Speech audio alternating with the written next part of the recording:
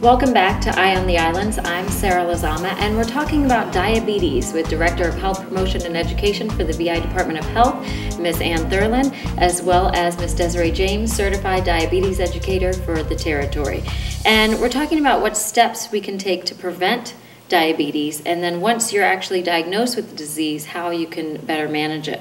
How do we prevent diabetes from occurring, or the onset of diabetes in the first place? We first have to realize that 70% of people that develop diabetes develop it because of being obese. With that said, diet and exercise. And when I say diet, I don't mean you go on these fad diets. It's sensible eating. I always say anything in moderation, nothing in excess. People say, well, what should I eat? We can eat anything, really, but it's how much of it we eat is the problem. Many of our activities in the Virgin Islands center around food. Yes, I like that. No, that's not good though, because we pile it on. We eat too much of it. You know, I tell people, use the plate method. If you want to figure out how much of something you should eat, divide your plate in 3. And not the large plate, an average 8-inch dinner plate. That's the first place we need to start with portion control. There is no need for us to have chicken, rice, macaroni, stuffing, potato salad on our dinner plate. That is just too much starch that we're eating. So I start with portion control.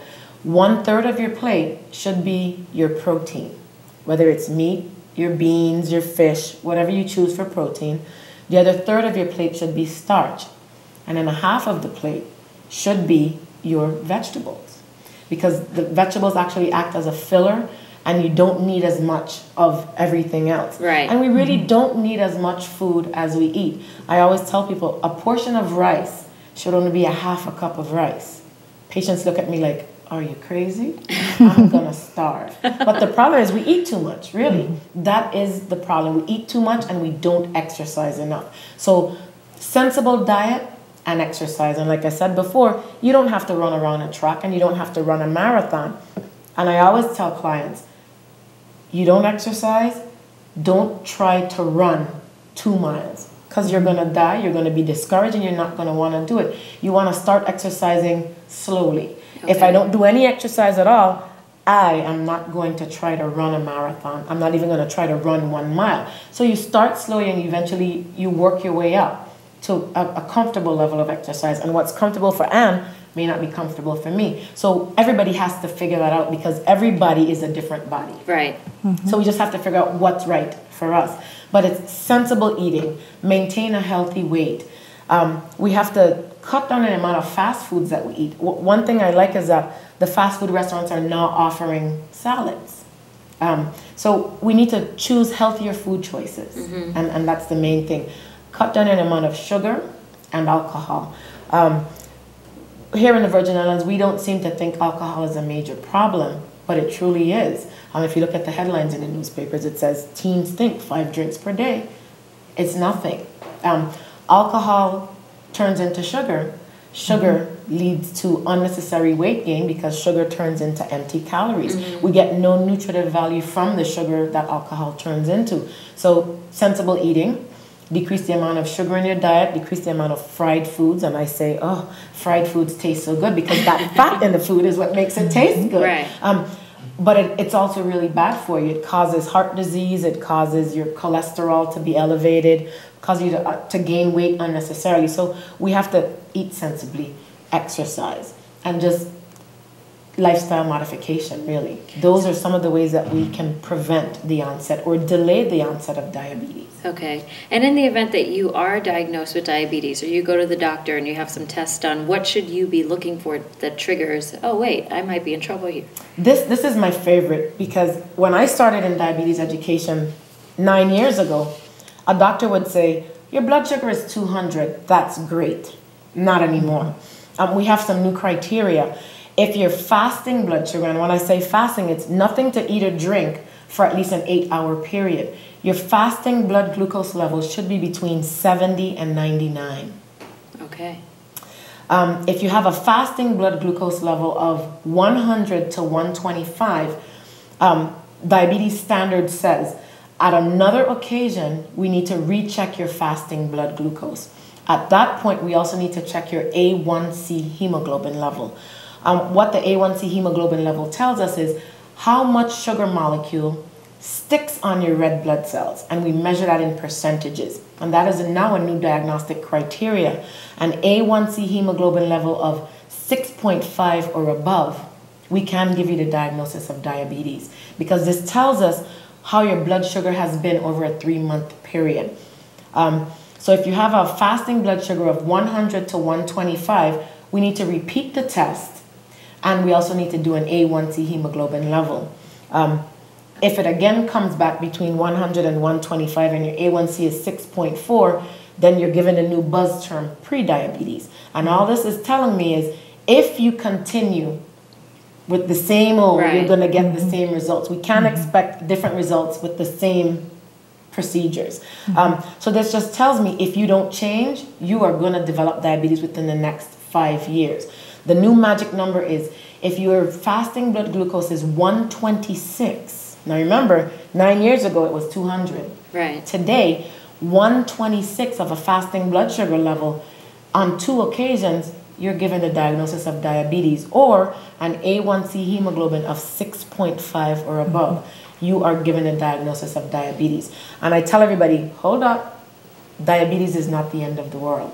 You know, we can live successful lives with diabetes. You have basketball players with diabetes, you have Olympic swimmers that have diabetes. It doesn't have to kill you. Diabetes doesn't control you. This is something that you control.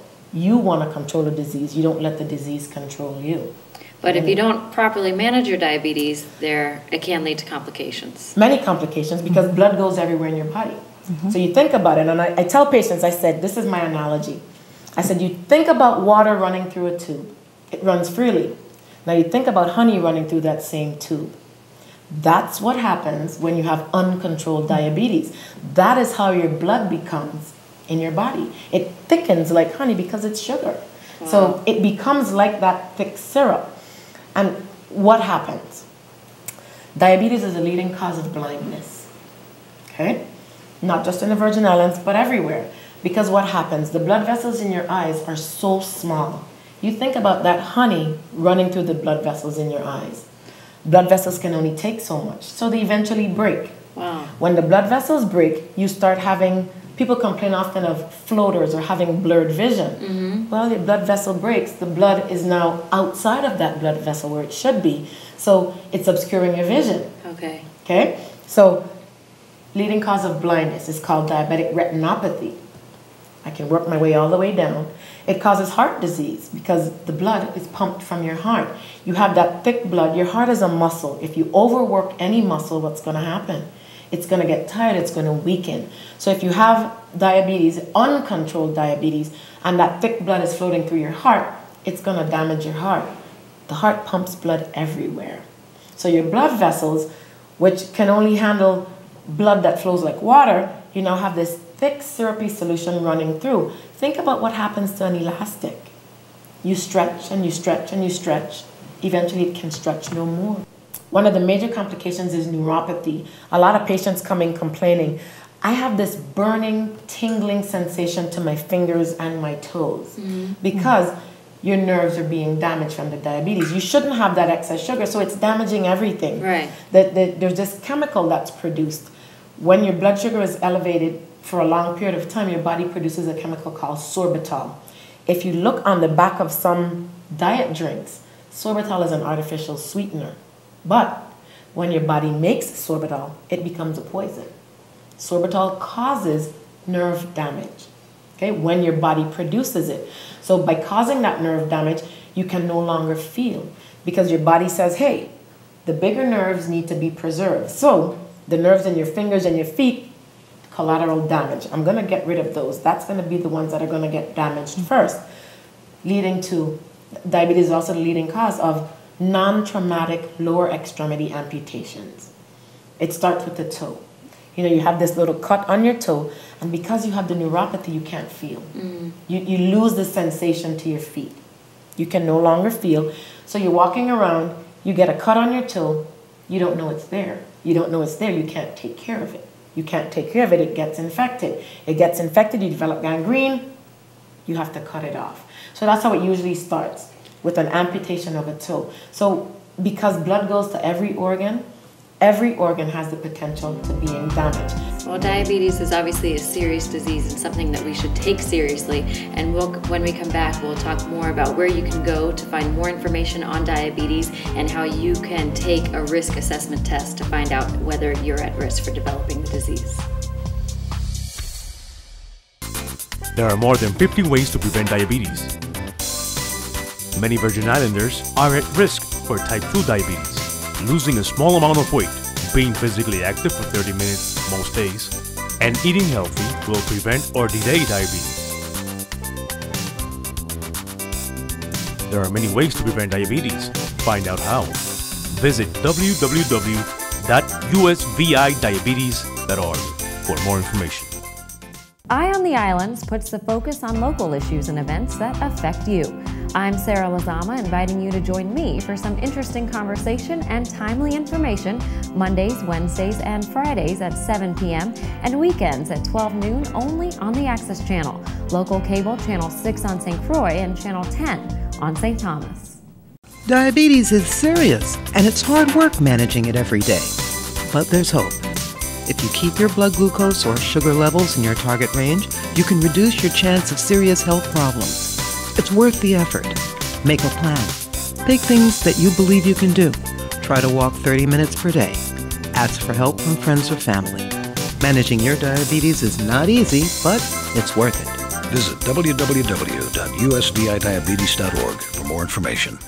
We're discussing a very serious disease that affects a number of Virgin Islands here in the territory, as well in terms of how to prevent that disease and the management of the disease, which is diabetes. What initiatives are your agencies undertaking to kind of get the message out in terms of everything that we've been talking about here today? Okay, I don't know if we mentioned it before, but we had said in the United States it's a 6th leading cause of death, while in the VI it's the 4th leading cause of death. And what we've discussed before is there's a lot of serious things that are going on in the community. And we figured we can reach more persons, more of the population through the media campaigns. So there were 2 separate campaigns, one to the message that you can prevent diabetes, and that one was called 50 Ways to Prevent Diabetes. There are more than 50 ways to prevent diabetes. So besides developing TV, PSA, newspaper ads, one of the innovative things we did was theater ads. So we developed several, I think it was 6 slides that we show in the theaters on just little tips and messages that one can prevent diabetes. But what it was doing, the DPP studied, it was a major clinical trial that said if you made some lifestyle changes, you can cut your risk of diabetes by 58%. So that's good news. So yes, if you're overweight and you need to lose weight, it's not a lot they're asking. It's like 5 to 7% of your weight. So if you're 200 pounds, that's just 10 to 14 pounds. So I think that's pretty good news or manageable. So that campaign, and then the other campaign were for people who have diabetes already. It was on management, saying diabetes, it's hard, it's not easy, but you can do it. And that campaign did the same, radio, TV ads. And I just want to add that we are being recognized for this campaign. National mention is called the Frankie Awards. What they liked about it is that we pre-tested our materials to make sure that they represented the Virgin Islands, population, and those in the focus group felt that both the Hispanic campaign and the African American campaign, that they did reflect the people here. So we're very proud in our program, the diabetes program, to receive that in a week. So that's basically the 2 campaigns we did. And we're also doing the DEEP program, or the EDC program. And what that is, it's a program that was developed by University of Chicago, and they came to the Virgin Islands through the VI Medical Institute. And the whole concept of that program is you teach lay people in order to teach the people in the community. So I can go out and teach anybody about diabetes. And these programs are offered, they're offered both on St. Croix and St. Thomas. I don't think they're doing as many on St. Thomas as we've done on St. Croix. I think we've already done maybe almost close to 300 people that we have taught to manage their diabetes. Last year, our program, through funds from the Nova Nordis, diabetes grant. We trained 54 trainers. Right. So we're picking the fruits of that. They're now doing their classes. And why we did that, why we expended the money in that direction, is because it's alarming that quite a lot of people who have diabetes, is something like 65%, have never ever taken a class in how to manage their diabetes. Right. And that's critical, that's basic to prevent the bad outcomes, meaning, losing a toe, being on dialysis, being blind. So, that I think with all those trainers out there, many came from churches. Yesterday they started one in human services for the senior population.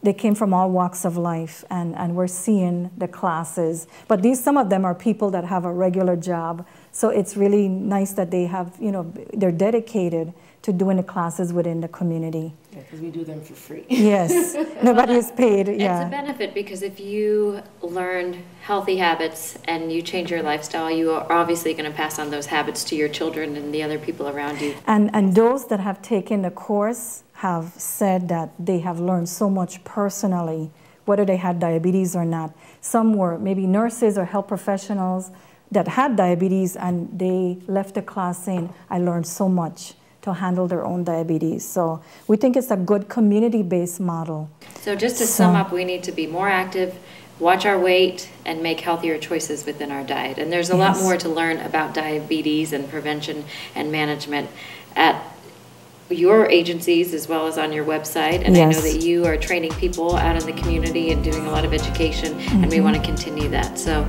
log on to the diabetes website at www.usvidiabetes.org. And that's it for this edition of Eye on the Islands. We'll see you next time. To take the diabetes risk assessment test or to get the facts and to find out more about diabetes, log on to www.usvidiabetes.org.